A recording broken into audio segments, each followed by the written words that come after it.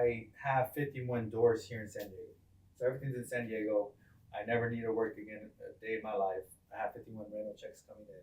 I get to, it's a great feeling. Listen here, people.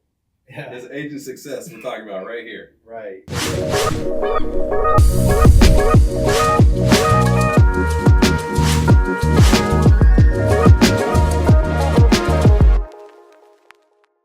Welcome to the Agent Success Podcast with myself, J.C Agajanian and Spencer Smock. Today we've got a special guest, my friend Voltaire Lepe, who has been at this, I think, longer than I have, man. You've been at it a long time. Yes, sir.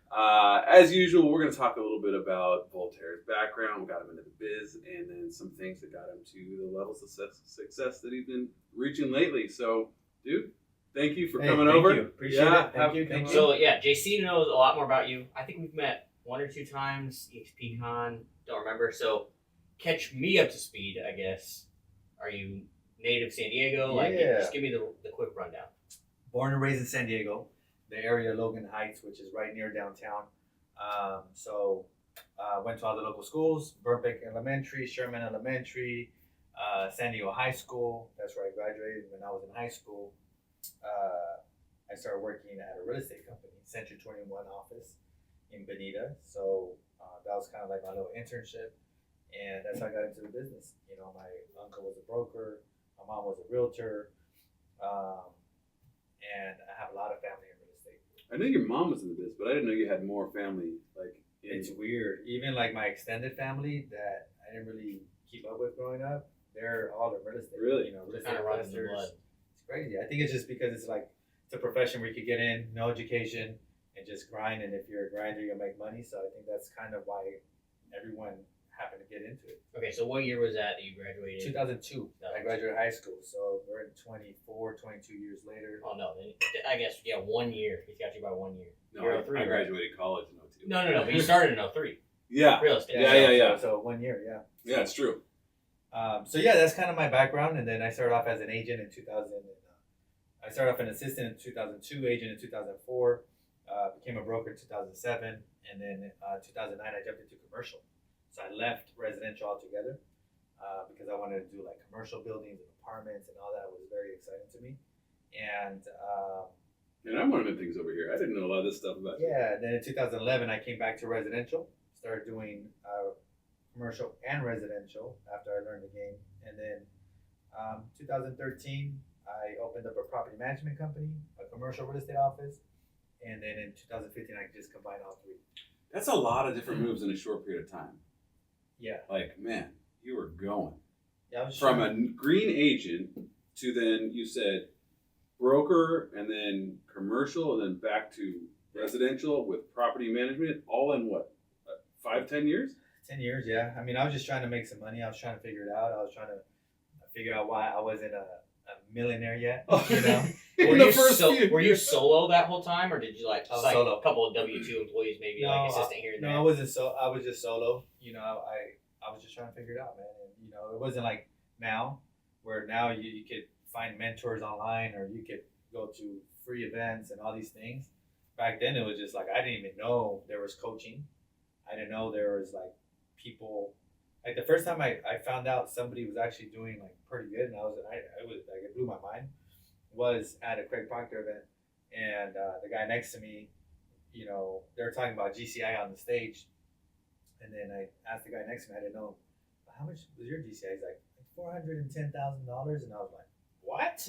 And I was like, you? And then he goes, yeah, me. And it was like, it was like a shorter Asian guy, and then I'm just like, what? Like, you're making that much money? He goes, yeah. And then like he was like, kind of quiet, wasn't like very outgoing, or like you wouldn't think, like. The image of success that you kind of have in your head. So then at that point I was like, shit, I could do that too.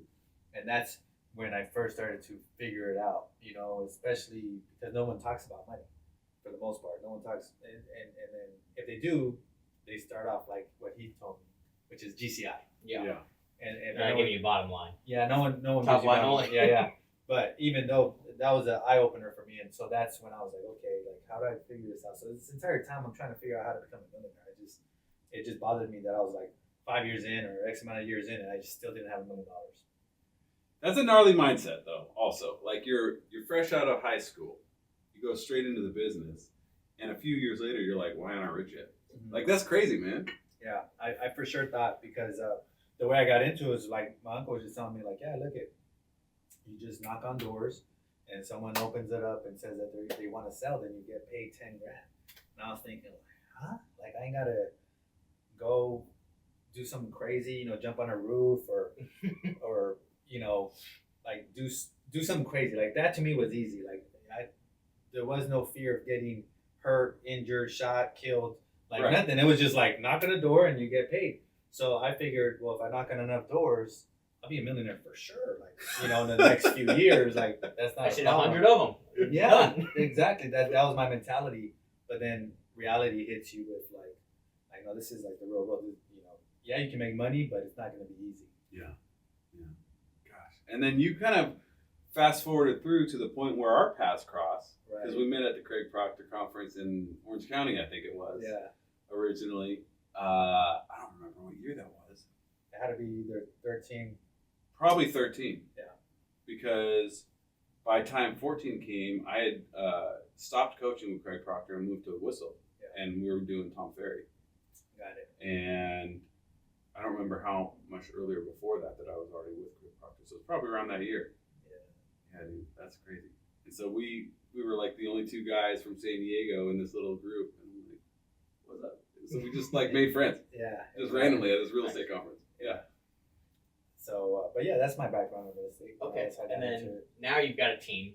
When did you start transitioning from day to day, I need to sell these homes? Like, what did that look like to start your team and kind of outsource some of So that? kind of like my breakout year was 2013. That's when I did 63 deals, and it was myself and my sister, who was my assistant back then. I was going to ask you when you brought Vanessa. Yeah. So she was my assistant back then, and she was just like emails, answering phones, just like helping me with stuff.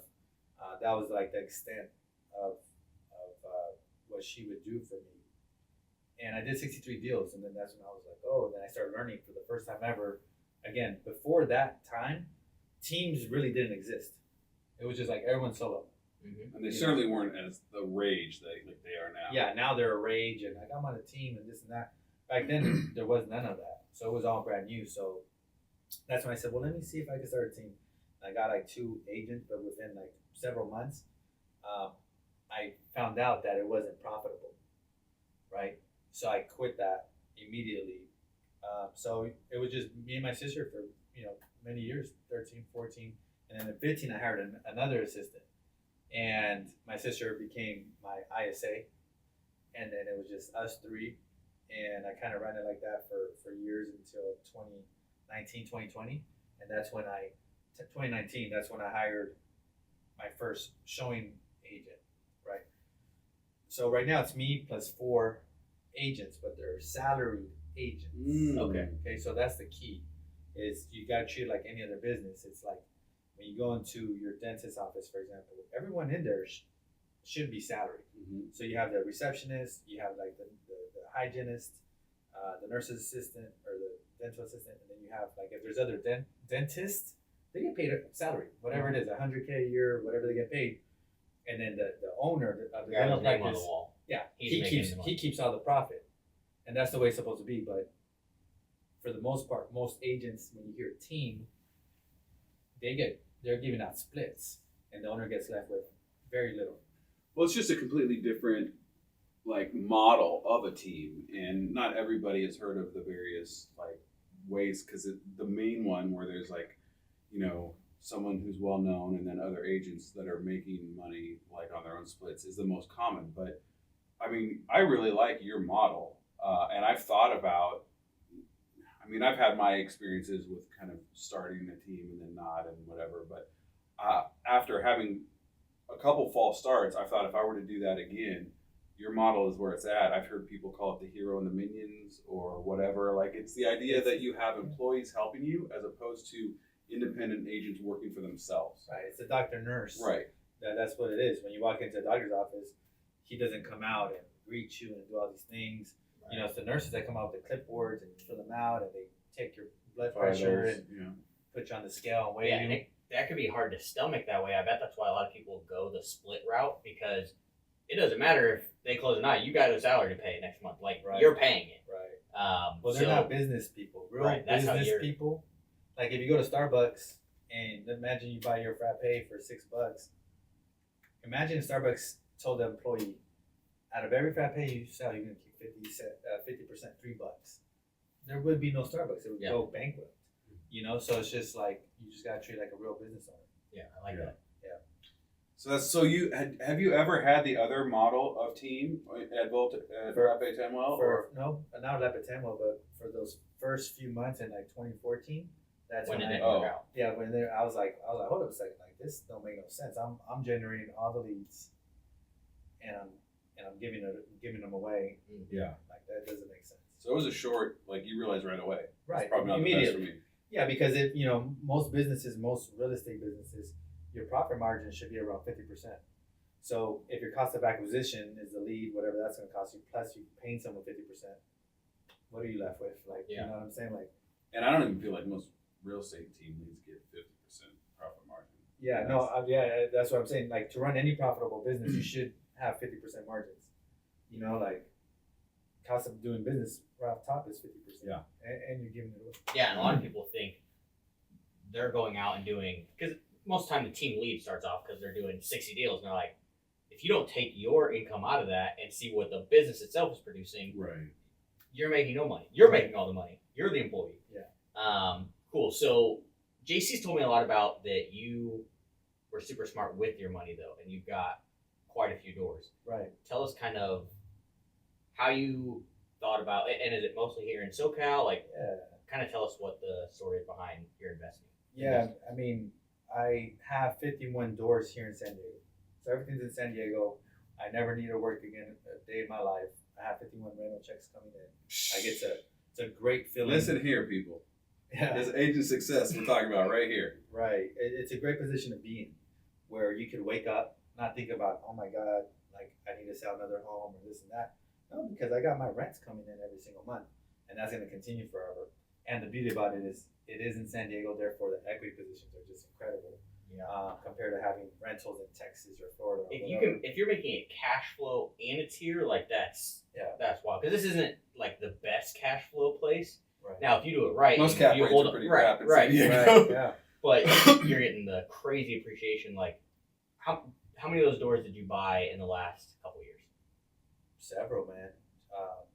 More than half just by trading. Really? Yeah. Wow. Yeah, just by trading. But you got started building the portfolio in a long time ago. 2013, 14, that's when I got started. So it hasn't been too long. Right? Things were still on sale back then.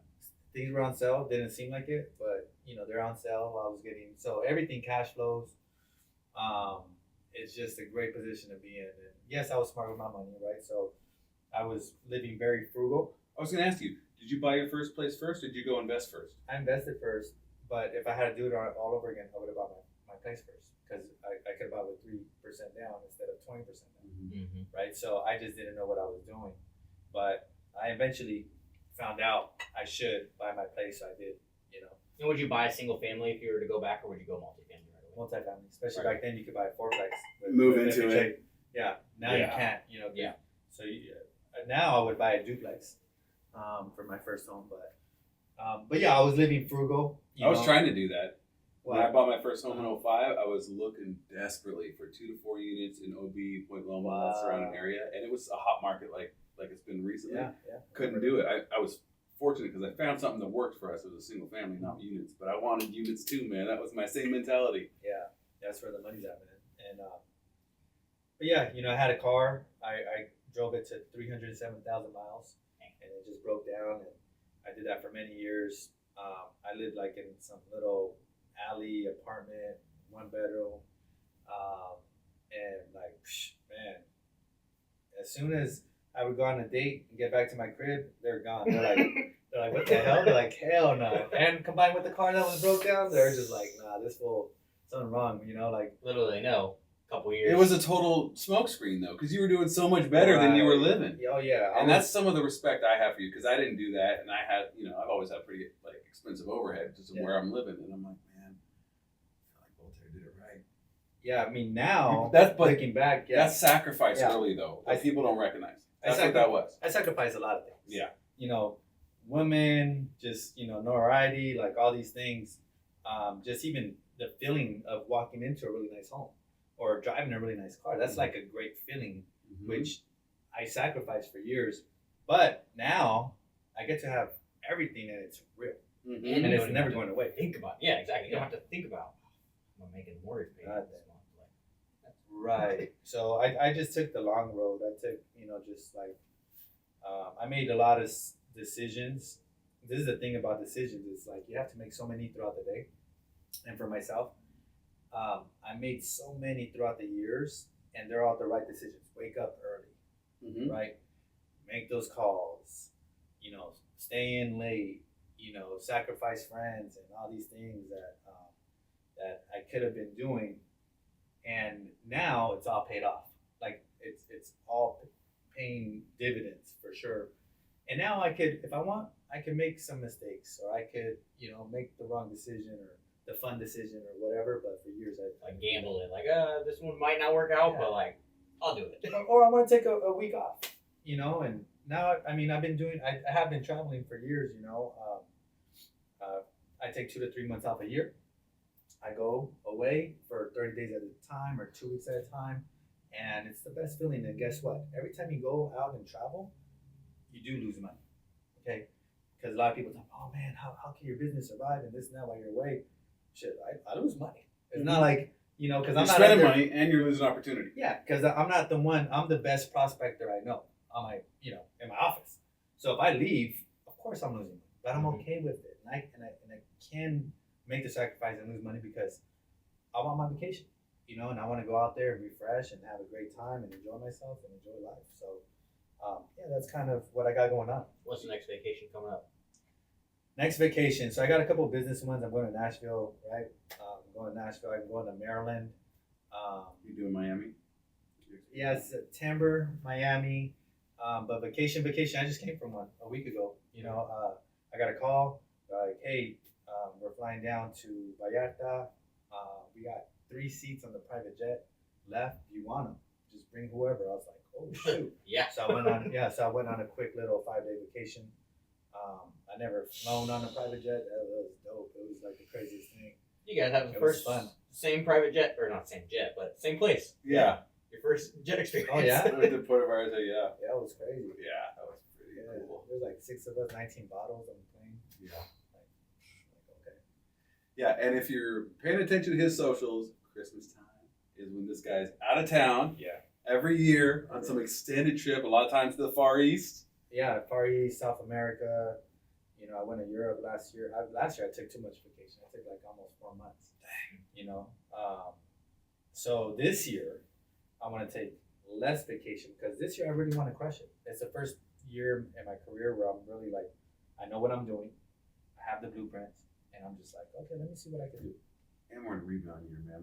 I think we're gonna have a little bit of wind at our tail. Yeah, I think so too. Yeah. I think we can make some money. Speaking of which, there is a ton of agents that maybe are newer in the business or didn't make the sacrifices you did when you were earlier in your career, and could use some tips on just general like what are some good principles to help me get more success this year. That seems like it will be a good rebound year after. I think. Do you know the statistic was like the slowest year since like the .com burst or something like that? Yeah. Last year, just overall transaction count was the smallest in probably 30 or 40 years, something like that. So, I don't know. You got any nuggets for folks out there? Okay, check this out. I get calls all the time. Newer agents and I get OG agents that like were in the business when I got in the business that I looked up to that reach out to me and they go, hey, like I'm in my 50s. I don't have nothing to show for the last 20, 30 years of being a real estate agent. Like, what should I be doing? Right? And then I get the new booties that hit me up and they're just like, hey, I'm new to this. What should I be doing?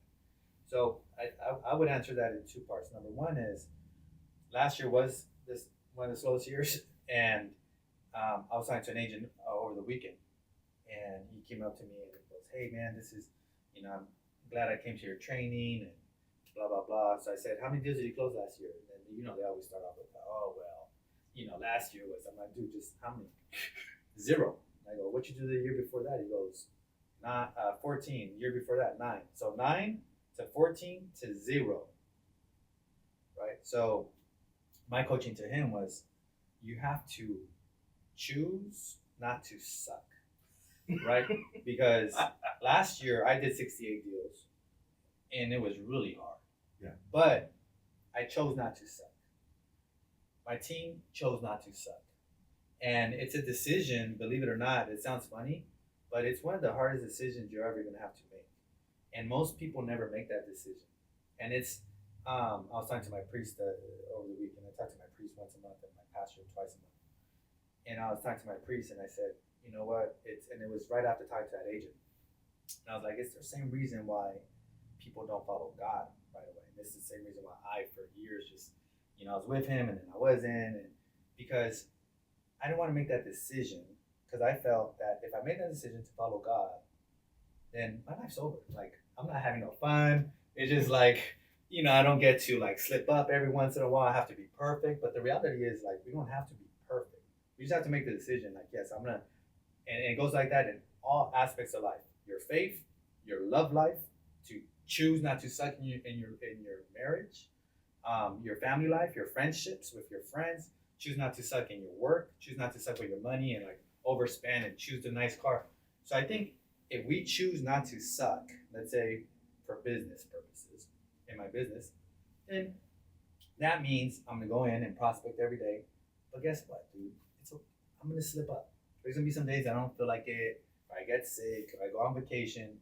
But as long as 80%, then I'm happy, right? And I could say, yes, I did my best. I was at 80% or 90 or 75. Just like God gives us grace when we screw up, we got to give ourselves grace when we screw up at work. 100%, man. So, and it goes like that in all aspects of life. But that's why people never get married, because they're like, oh, dude, it's hard to be with one person. Well, yeah, it's because you haven't chose not to suck, right?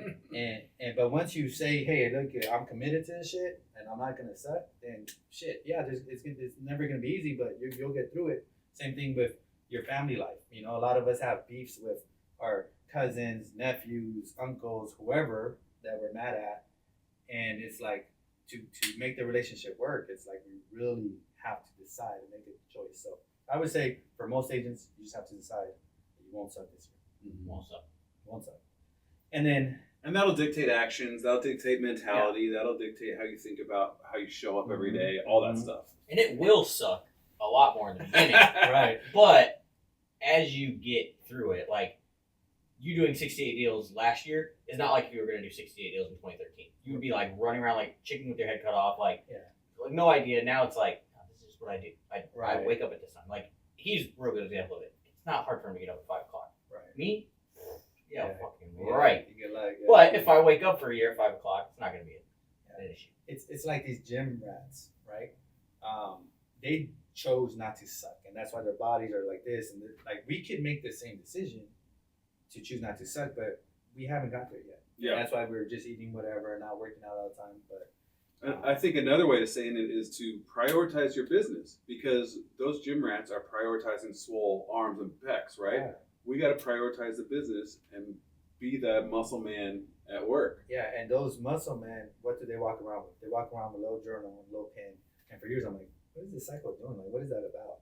But in real estate, I walk around with that all day long. And all I do is just track.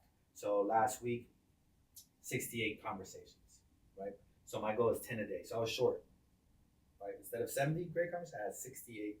I met 34 people in person, right? 12 of which I had lunch or coffee with, right? So I'm tracking that. I sent out 22 thank you cards. So I'm tracking this stuff. So that's awesome. Does that prove that I made a decision not to suck? Yeah. Because I'm tracking it, and I know my numbers week to week basis. And guess what? I've been doing that for years. And this is a team lead, ladies and gentlemen. This is not, some like heavy hitter on someone else's team. He's the man. He's the one doing it still producing, still counting his metrics, making sure he's hitting his numbers. Like, that's got to be inspiring for a lot of people out there, because there's plenty of agents that are like, I don't want to produce anymore. I just want to have my agents do it for me. Yeah, that's not where you're at. No, I'm not. That's what you just described as a CEO mentality. Mm-hmm. It's like, yeah, on paper I'm a CEO, but that's not my my mentality is like, hey, I'm a leader, bro. And if you're the leader, guess what you got to do? Grind it out. Grind it out. It's like those old school movies with like medieval times. Is like the leader fucking is the first one on the horse, trying to fight motherfuckers. Like that's just what it is. It's like you put your head, on the line. So as a leader, Lead by example. Lead by example. So that's what I'm doing. And I think the other thing, if agents want to be successful, is you have to have a blueprint. So my blueprint I just described is very simple. I first learned it from an old man. This is like during the 2013 era. I walked into this old Jewish guy's office, 75 years old, still grinding, suit tie. That's what we used to wear back then. And I was meeting with him because he kept sending me some letters talking about trading property. I didn't know what that was, and I finally met up with him. He was a producer, and he was a realtor since the 60s. Okay?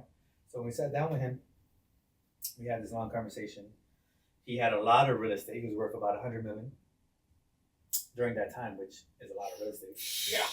And long story short, he says, "You want to be successful?" I said, "Yeah." He says, "This is the key. You have to talk to 10 people a day about real estate." I go, "What?" 10, and I'm thinking like, dude. And I told him, "You're tripping. Like, Talk to 10 people a week, maybe. no, not even that." I was just like, dude, there's Google, there's Facebook ads, all these things that we're learning about. Yeah. There's like technology, like we could pay for these systems and all the leads come in. What about the click funnel? Yeah, like dude, I know you're a little old, but that's not. He goes, "No, trust me, nothing ever changes. It's the same thing, same principles. Talk to 10 people a week or a day." And I was like, man, this was tripping. Well, years later, he's 100% right. And that's all it takes. So imagine you talk to 70 people a week times 4. That's what, 280 a month times 12 months. What is that? 280 plus That's 3,500 people. 560, yeah. That's 3,500 people in a year that you've talked about real estate with, and a lot of them are the same people. At least the people I talk to, the same people over and over. And I'm asking for referrals. I'm building relationships, and all my business is referrals. By the way, all my business is referrals. Last year I had 68 deals. 67 were referrals. 1 was an open house.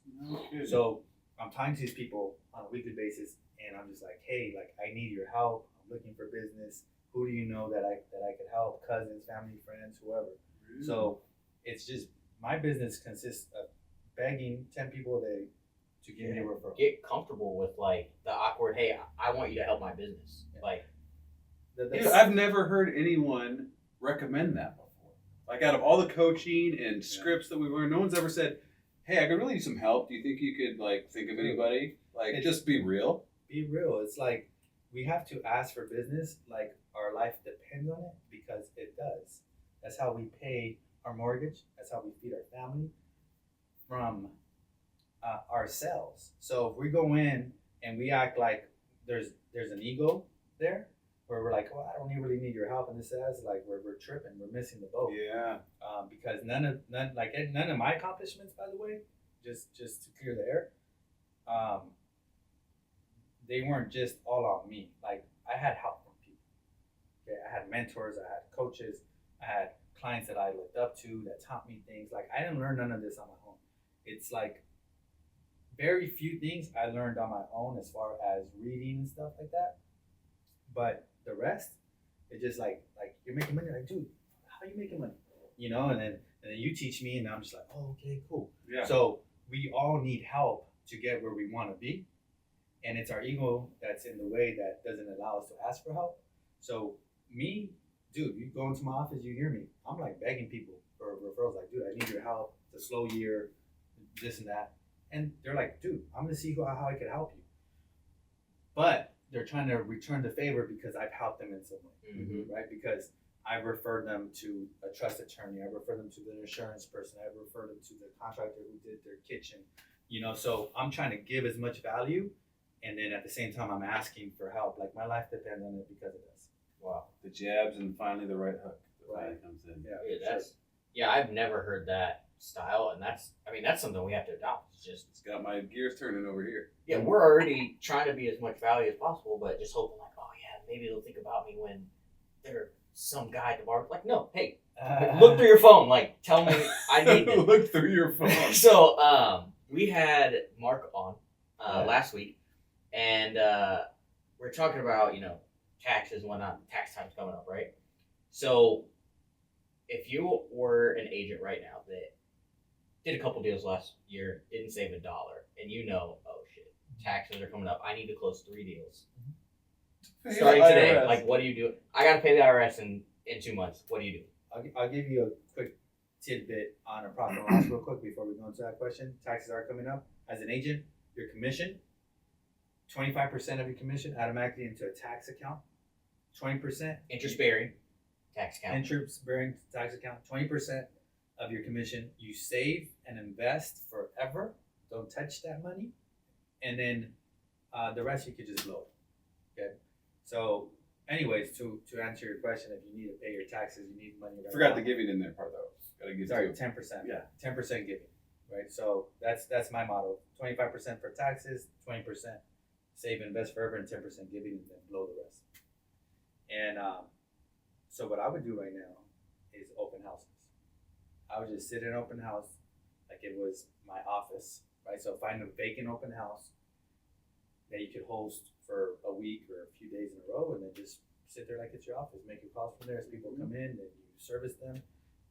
And it's like the biggest hack in history that no one's talking about, because bro, imagine if you're sitting there, instead of you going out hunting and looking for stuff, you're waiting for people to come to you. Just doing your job, making calls, doing your Like- thing, Like they're interested. and they come in. They're interested. They're walking into your open house. That's crazy. There's people are walking and raising their hand. So it's like, that's Do what you I know- would do. You know who Chris Smith is? Have you heard that story? Chris Smith. Tom Ferry tells it about this dude in Orange County. Today, he just sells stupid homes, like hundreds of millions of dollars, like the most expensive homes in Newport and Carter. But he got started the same way. He found a hot listing and parked it for like 2 or 3 months. He just worked from that listing every single day. Yeah. And he grew to know all the significant families by name. He grew to know all the different real estate from people asking questions and having to research it. And from just sitting there, he learned that whole area, and that launched his career. And now he's Crazy. wildly successful. And so Mark very well, obviously. What do you think Mark's answer was to that question? Probably the same. The exact same Yep. thing. Yeah. So these are We're two catching a like theme here. major producers. Go do your open houses. You don't have to have the signs. Like, yes, they help. You don't have to have the like iPad with sign in. Just go do it, and it's gonna Make turn. connections with people. Like, Look at that's them in the all. eye and have a real conversation. and ask them for help. Yeah. Like, hey, I need you to buy this house. Exactly. Yeah, man. That's what it is. Dude. Great stuff, Voltaire. Thanks Thank for you. stopping by. Thank you. Yeah, Thanks this is for great. having me. Yeah. Yeah. We'll throw his socials down at the bottom. Follow him out. He is amazing with sharing. Just like today, like he will. If you have a question, DM him. He's gonna answer it to the best of his abilities. He's an open book. Like, great guy. Cool. Thank you, man. Cool. Appreciate it. Thanks. Yeah. Thank you. Hey, thanks for having me. Thanks for-